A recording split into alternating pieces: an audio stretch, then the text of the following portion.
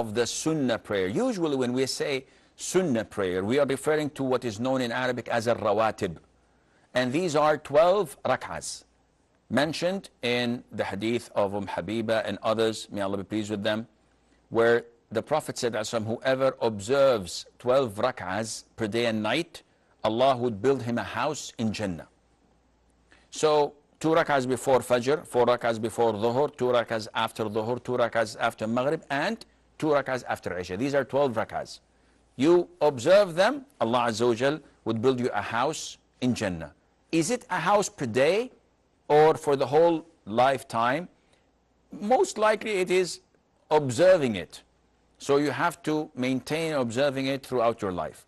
Now, in the subcontinent, India, Pakistan, Bangladesh, etc., MashaAllah, as a Saudi, I envy them because they install in their children the love of these Sunnah. However, they go a little bit to the extreme, to the extent that they feel it is mandatory, and that their prayer of Dhuhr is not valid if they don't pray the 4 before and the 2 after. And this is extreme. Yes, to upbring your children to value these Sunnahs, that's one of the best things you can do. And I am envious whenever I see the people from that subcontinent, especially the children, observing these prayers. And I wish my kids would do the same as well. However, we have to strike the right and correct balance.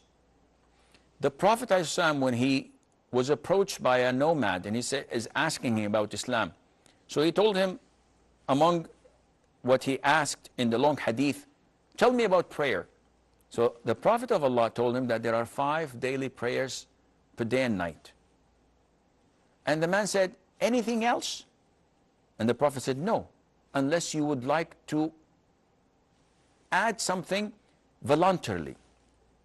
So if you want to volunteer and offer these not obligatory prayers, that's good. The man said, by Allah, I will not add a single thing to it. And the Prophet said, if you want to look at someone from the inhabitants of paradise, look at this man. Which means that the Sunnah prayers are not mandatory. They're not obligatory. So if you pray only the 5 fard daily prayers, that's sufficient. However, you lose a great deal of reward because our prayers are not perfect and they need to be completed, and the shortcomings need to be addressed, and this is done by offering the 12 rak'ahs of the Sunnah. As for the vision your friend's grandmother saw,